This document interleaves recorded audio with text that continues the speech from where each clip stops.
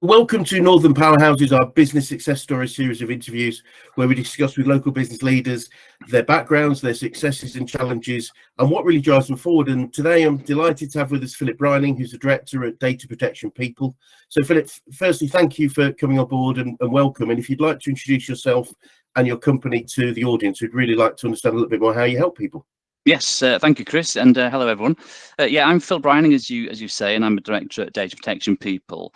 We're a consultancy practice that we help people with primarily data protection compliance management, but also cybersecurity. So most of our focus is helping people understand and work with data protection law, which of course is a movable feast, but also standards relating to cybersecurity. So the payment card industry data security standard, or ISO 27001, or Cyber Essentials Plus. So really, we're a team of consultants, and we help people with compliance to standards or the law. We were set up in 2015. I've been doing this work for about 20 years probably, and we set the business up in 2015, based in Leeds, based on Kirksall Road currently, and we've got about 25 full-time employees and about 15 part-time people as well.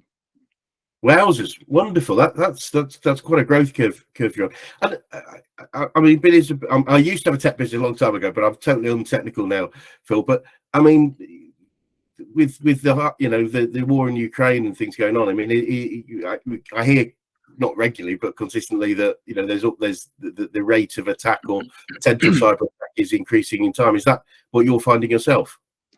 It has done over the past few years. It seems to, what I read in the news is that there aren't as many cyber events as expected in the war situation. Now, either that's because defences are getting better or teams are getting more aware. I was at InfoSec Europe event in London 2 weeks ago, where we were exhibiting there, and there were so many products and services available now to help prevent data loss prevention, intruder attack, and there's some great services out there as well. So I think we're probably better. I mean, most of our focus is protecting cardholder data in payment card data. On the PCI DSS. Of course, that standard is changing in 2 years' time. So this is a thing, Chris, that we're in a situation of constant change. The law's changed 2 years ago, then Brexit came, and then there's talk about the data protection bill, and the guidance changed and the case law changed, and I absolutely love working in that field. But the PCI is changing, implemented in 2 years' time. The ISO 27001 changed last year, so there's new requirements all the way through. And actually, all it's doing is it's beefing up the requirements. So there's a lot of changes in the PCI DSS. That means you've got to apply new controls, which are good controls, and that will help people to protect their the massive asset of their data. What I say to people, and I've been saying this, I started working with PCI DSS in 2008, and I said to the clients, we're doing this amazing work to protect cardholder data. Why don't we apply it to other forms of data? And I did an audit, I don't know, 3 years ago, a humongous ice cream manufacturing business in Yorkshire. Nice. And they were concerned about their customer data, and they sell to businesses, so it's fairly, I would say, low risk. And I said, you shouldn't really be concerned. That shouldn't be your priority. Your priority should be your industrial systems. If your industrial systems get hacked, you're not making ice cream, you're not keeping it cold. You've got a major event on your hands. But anyway, so that's I mean, it's a moving situation, and as you think you've got all your threats covered, the threat landscape changes or your risk appetite changes. So it's just a way of working business, isn't it, these days? Yeah, I can imagine. I mean, the business landscape is changing so very rapidly, but I can imagine, even faster for you guys and the way things change. So, could you tell us a little bit about your background, how you got into business, and why this particular one? I can. Yeah, this is my ultimate background is hotel and catering management. So I started off in that industry, worked in Leeds for a big outside catering company, going along doing, big events like York races and, agricultural shows and air shows and stuff. So I trained in that, and I did 2 years. So I did a hotel and catering management degree in London, and I came back, got this job in Leeds. I did that for 2 years, and I thought there must be more to life than this. So then went to work for a furniture manufacturing business in Leeds. We made school furniture, and that was a really great experience looking at a manufacturing process, and there's some real lessons that I go back to in my business now. So, you know, in a service industry, I don't think people generally consider the cost of rework, you know, when you were reworking something because it's gone wrong. But in manufacturing, remember vividly, we're making school furniture. An order came through for some primary school furniture, and it got made at secondary school height. So the whole order had to go back through the factory to get like 3 inches chopped off the bottom of all the legs of all the tables, etc., etc. And then all the stock we'd ordered to go back in the factory to the next order was sitting outside in the rain in the yard, you know, spoiling. So the cost of reworking that mistake was quite big for the business. So I really enjoyed my 2 years I was working at Dynamic in Leeds, and it was a great experience. And then I got asked to go and help project manage the building of a hotel and conference centre in Middlesbrough. Wow. So that was a construction project, and I wasn't doing the construction, but Tarmac were building it, and the architects managing the construction program. But I was kind of in charge of the fitting it out and the budgets and getting the business rolling, and so on and so forth. And again, I enjoyed that. And I stayed there. It was a year build, and then 4 years I was running the business. In fact, I wasn't running the business; I was running the hotel, because I had a managing director who was running the business, but I was running the hotel and catering aspects of it, and conferencing aspects of it. And then I got asked if I'd go down and work at Leeds United Football Club as the commercial manager. And I didn't. I'm not really into football, if I'm being honest, and I wasn't really into sport. But so I said to my wife, this will be good fun, but I think it'd be short-lived. Anyway, I went down to work at Leeds United, and I was there for 5 years. And again, I worked for Adam Pearson, who's a brilliant person to work with. When he left, eventually I became kind of the head of commercial, which is in Leeds, that was a de facto commercial director. So looking after all the commercial activities. Again, that was a really good education. I really wanted to do my own thing, my own business. I think I always had wanted to do my own business. And I then got asked by this guy we worked with at Leeds to go and help him to package up his business to sell it. And it was a publishing business. We would publish education courses.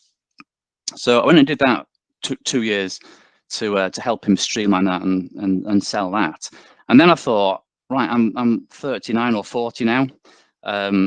If these guys that can see doing this can do it, surely I can do this. So I bailed out and set up my own business in 2005. Yes, I was 39.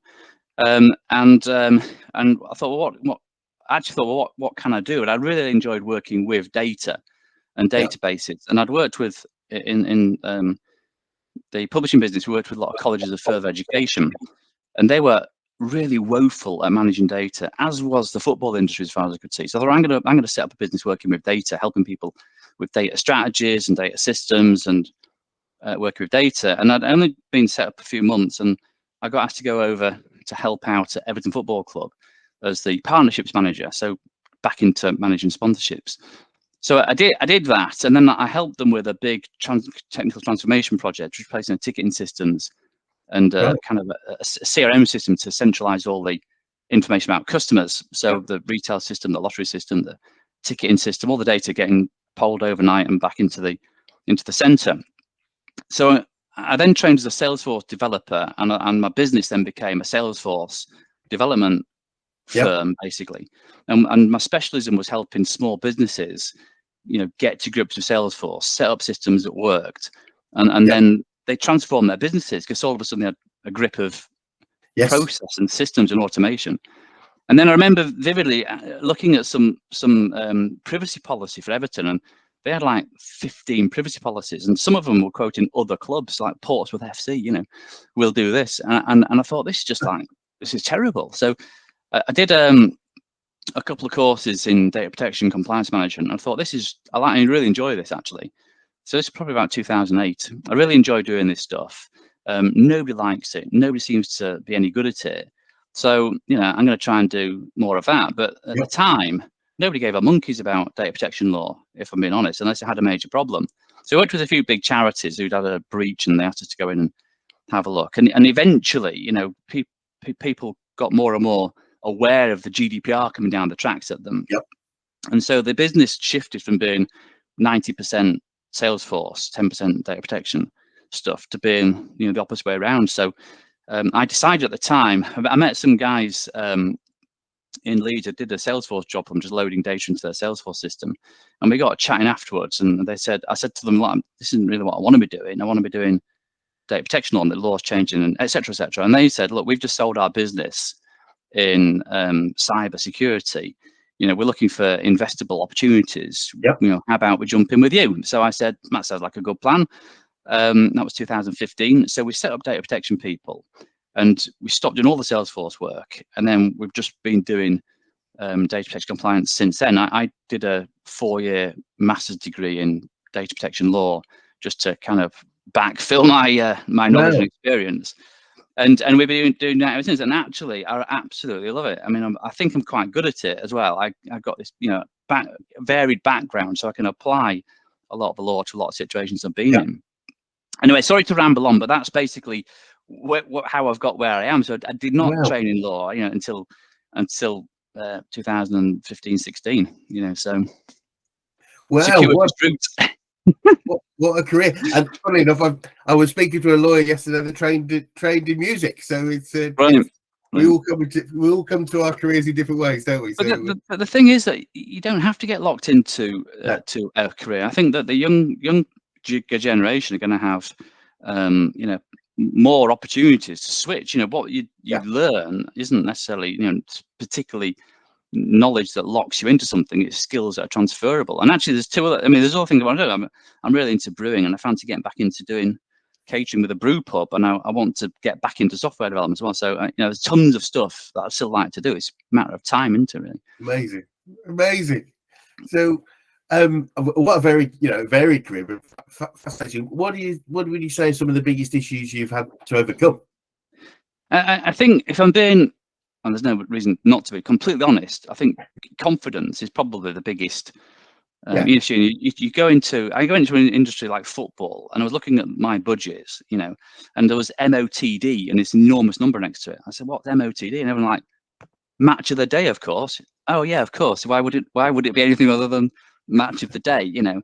And so it's you know, you're going into something, and I remember Adam Pearson saying to me, you know, no matter what you feel like, you've got to come across supremely confident, and then people will believe you and trust you. So you might be feeling really nervous and, you know, shaken up inside, but if you behave confidently, you look confident, you act confident, you'll carry it off. And so that resonates with me, because I think that's very true. And you switch into a new field called law, and I did the law degree because I didn't want to be questioned and quizzed about what's your credentials. You know, have you done this certification? Are you a barrister? Are you a lawyer? So I thought, I'm going to do this to give myself credibility, really. But I think one of my learnings is, I'm not sure you need to do all that nonsense. I think, you know, people have got. I think one of the things I've learned is I'm actually, you know, pretty good and pretty all right at many things, and I don't have to feel lacking in confidence. You know, but I've got to 55 to actually realise that I think that's probably the biggest thing, is my own, you know, self-criticism and some degree of self-doubt as well. Yeah, I would guess, estimated the number of people I've interviewed, probably certainly more than a third, if not more like 40 to 50%, talked about imposter syndrome, you know, feeling that they weren't qualified and capable, and yet the realization that you know that they have so much to offer. Yeah, but I don't think, you know, you get out there and nobody actually is that bothered. They're not being that critical. You know, if you say you can do it, people generally give the benefit of the doubt. And, you know, as long as you don't let them down, then, you know, you're off and running. So it needn't be an obstacle, I don't think. Agreed. I think so. And what would you say are some of the biggest things you've learned about business? About business, I think that the thing I've learned the most is that they're very resilient, and, you know, people think that they're fragile, and, you know, if this person leaves, you know, the whole thing's going to collapse, and it won't. You know, you know, if you're in a team scenario, people rally around and help you out, but they seem to be like a life of their own. They've got this, you know, they're an entity in their own right, and they have this inner strength that keeps them somehow rolling on and plodding on, you know, despite adversity. And you know, and you know, that's a good thing, because as a business owner, once you come to realize that it's got a life of its own, it's going to roll on, then you can start to take a different view. This famous phrase of working on, not in the business, which again is sometimes quite a challenge, isn't it? Particularly if you enjoy what you're doing. I was listening to the Radio 4 the other week and we were interviewing this guy, and he said, "Oh, one of my lessons in life is never work or own a business that you can actually do the job in, because then you get dragged into it." And I thought, that's an interesting approach. I'm not sure I would want to do that. So I'd like to understand the process. I'm a bit of a detailed person, but that was an interesting approach that this giant chap had said. It's funny enough that our founder has the same approach. Learning to grow businesses is I mean, but the reality is, most businesses started, certainly the first business people have are started by people that don't know what they do. That's how we get into business, and consequently, therefore, but it's having to get out of it. But I think, you know, if we're going to invest in businesses, the best thing is probably not to know how to do it, because if we've got more than one, it can be quite challenging on our time, I think. I think you're probably right. I think you're probably right. So, you're probably aware that we're a coaching organisation. I'm quite keen to know who the best coaches you've ever had, whether that's business or life in general. Yeah, it's funny because you go through life and there's a couple of people that somehow stand out as being, you know, really influential. And I think I've probably got three people. The first person I worked with, a guy called David Spencer, he was the managing director at Gilpin's Outside Catering, and he was just a brilliant leader. So I worked with him again, actually, because he was the operations director at Leeds United when I got to Leeds United, nice. which was interesting. But I often, to be honest, sit there and think, now what would David do in this situation? And whatever he would have done is probably a good thing to have done, you know. So it just helps you kind of think, well, how did he work? How would he have thought? And then I worked with a lady in Middlesbrough called Kate McNaughton. She was, again, a really good leader, and she taught me different things, you know. And she was a detailed person, and there's nothing wrong with being a detailed person. I hear so many people say, "Oh, I'm a strategist. I'm not a detailed person at all." But again, I am a detailed person. I don't think there's anything wrong with knowing detail, wanting to know detail, expecting people to know detail. So Kate was really good, and she was a great people person, much better than I am. And I kind of learned from Kate and from David that, you know, the people are absolutely the most important thing. If you don't get your people briefed and organised first, that's your first job in the morning, is make sure everyone's organised. That's your job as a leader. And I probably hadn't realised that when I was in my early career. I thought, you know. And then, as I say, Adam Pearson was a great person to work with at Leeds United. I only worked with him for a year, which is a real shame, because I thoroughly enjoyed working with him. But he again was different, you know, a lot of drive. He was again focused on sales and income, and I was in a commercial role, but I didn't have commercial experience. As I say, that was that lacking in confidence thing. But he taught me an awful lot about, you know, how to you know, focus and succeed in those areas. And so again, three really good influential people: David Spencer, Kate McNaughton, and Adam Pearson for me. Brilliant, wonderful. And have you? I'd love to pick up quotes and sayings. Have you got any specific quotes or sayings that you fall back on difficult? I have, actually. I have. Yeah, there's a line in Evita, and Perone is thinking about bailing out, and she says it's very difficult to keep momentum when it's you that you are following. Oh, very difficult. That's an interesting one. It's a brilliant quote. So it's difficult to keep momentum when you're following yourself. You're setting the pace. You know, it's easy to run out of steam. It's easy to run out of momentum. So recognise that and, you know, bash through it.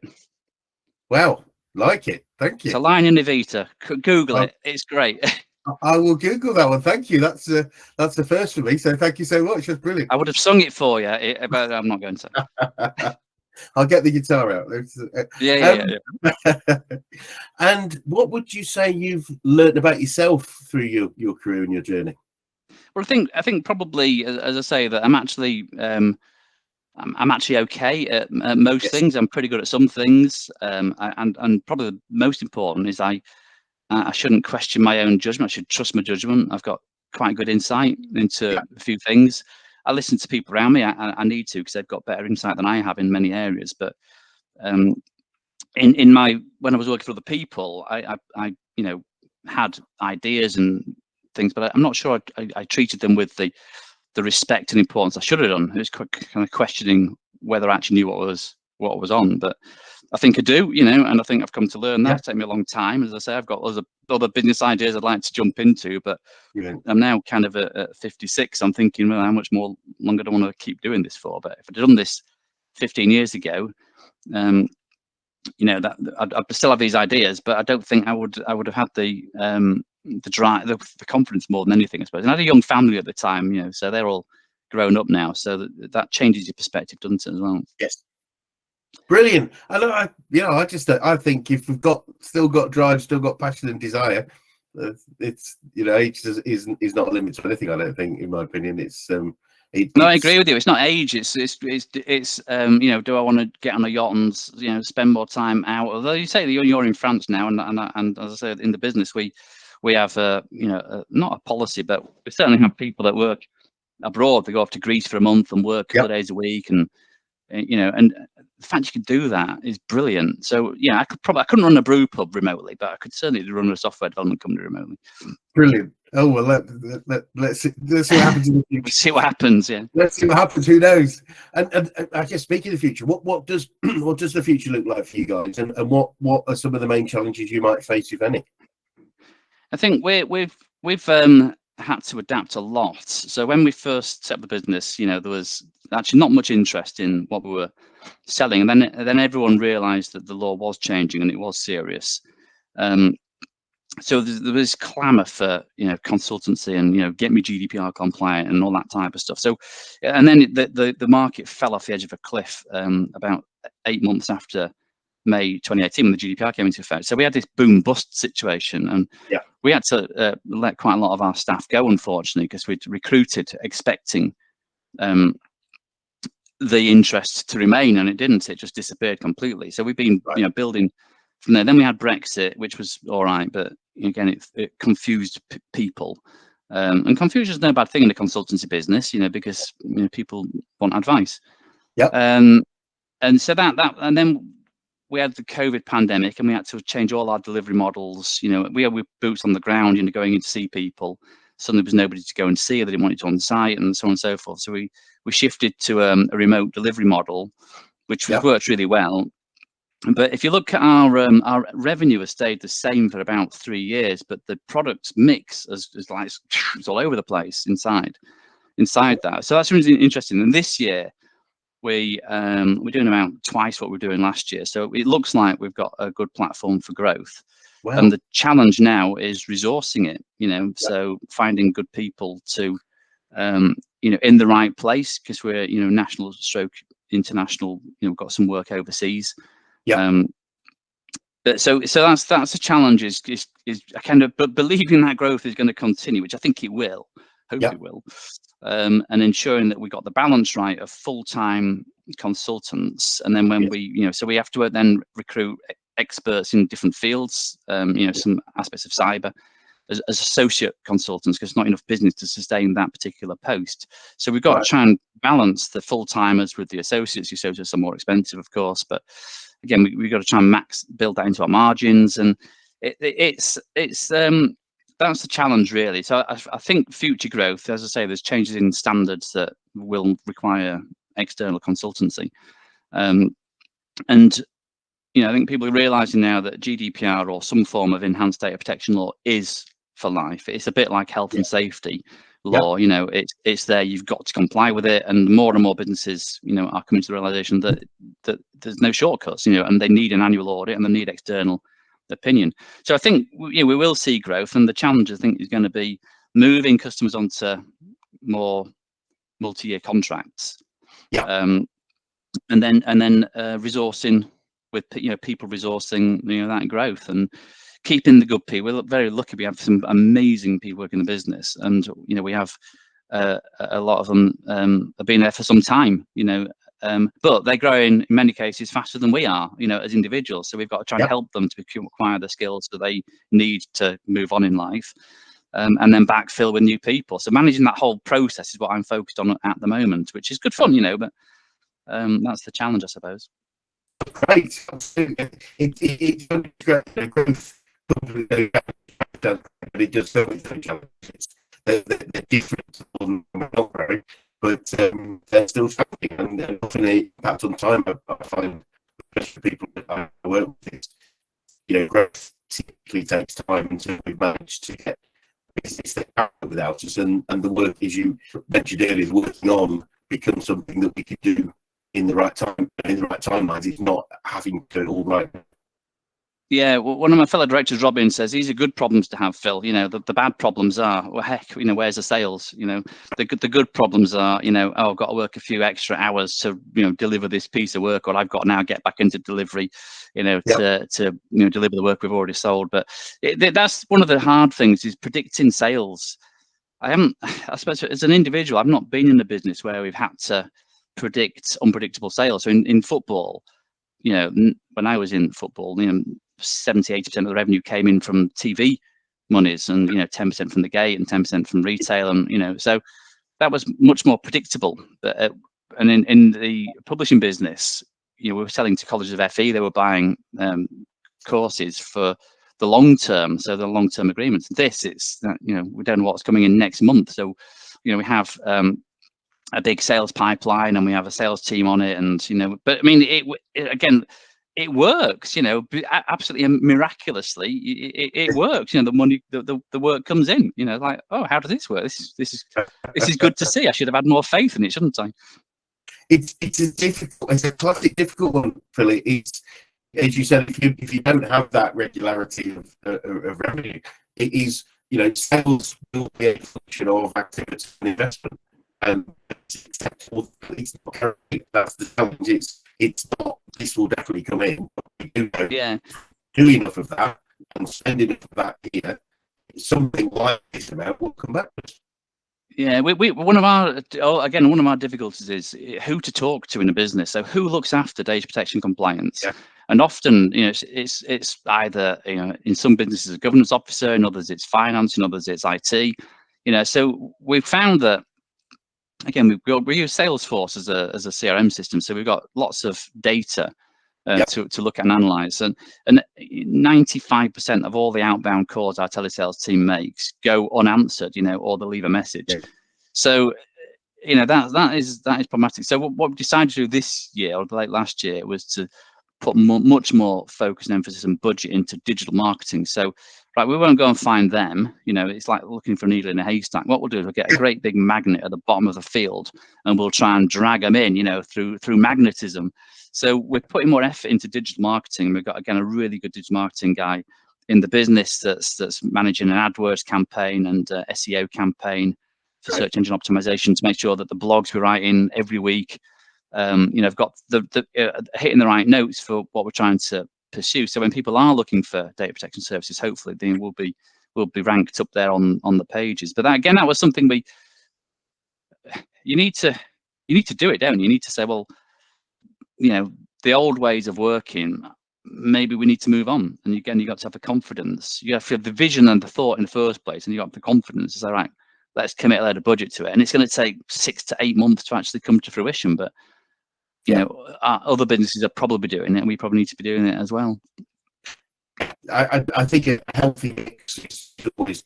It's interesting, actually, that it's almost like cyclical in that we try new stuff, but often old stuff actually comes back into play.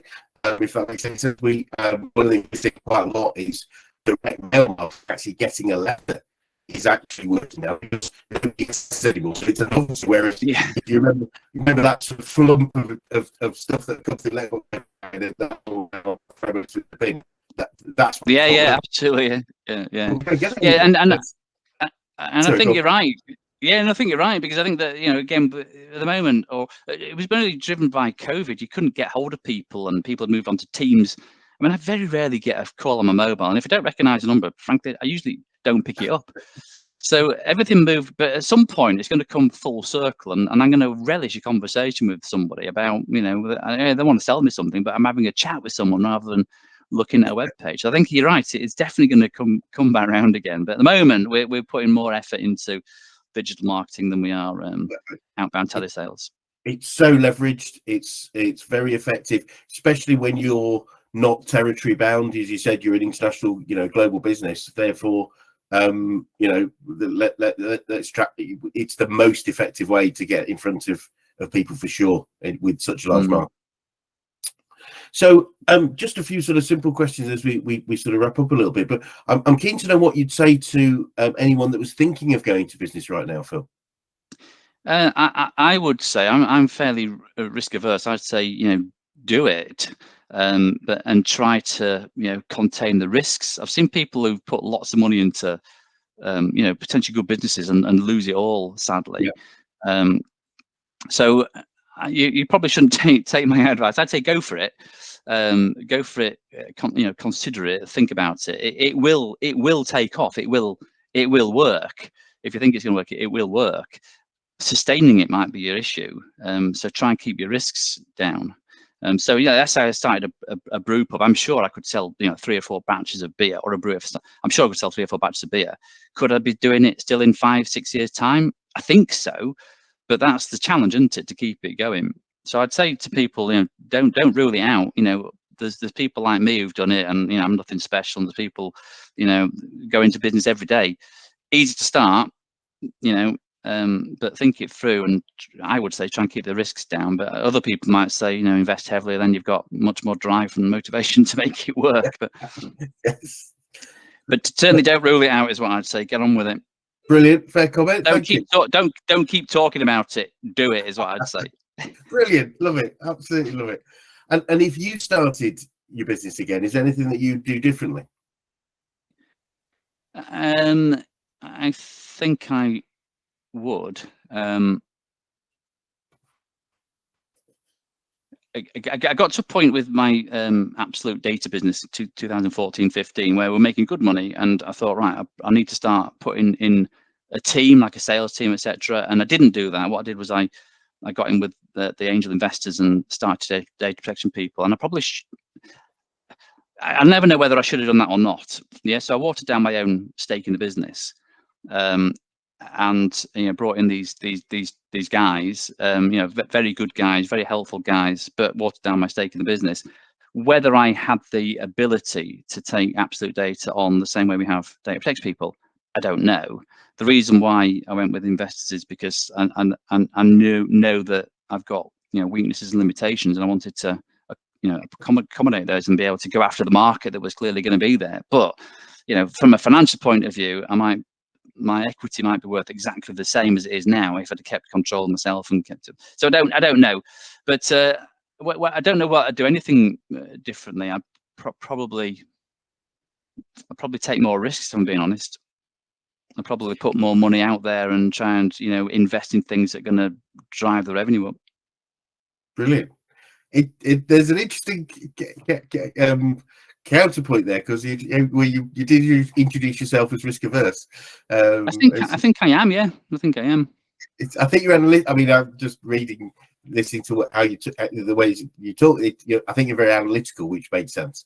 But clearly, you've got that entrepreneurial spirit that says, "Do it."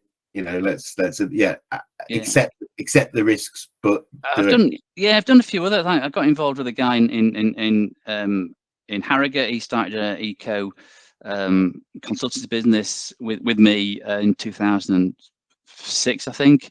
Energy Oasis again. He's doing really well. I had to drop out of that. I didn't have enough time on it, so got involved with that. We started a publishing business after working in the publishing thing, trying to sell English as a foreign language using football as the theme across. We've been using that around the world. So I've done quite a lot of different businesses actually, and I got involved with this mentor David Spencer in the late 90s, I think, in a food manufacturing business. We made frozen pancakes. We used to borrow someone's factory overnight and make frozen savoury pancakes.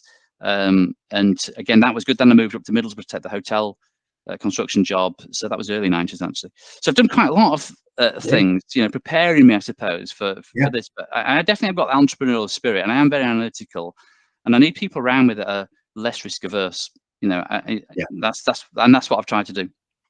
And I think that's sensible, isn't it? Understand our own strengths, but also understand the areas that that would help and support us. And I think that's bang on. I think you mentioned earlier about the detail yeah, absolutely. Businesses, there's plenty of detail-oriented people that run and grow businesses, but sometimes we also benefit from having someone alongside us that is the big picture. Yeah, absolutely. Yeah, you definitely need that, I think. Yeah. I mean, That sorry, go on.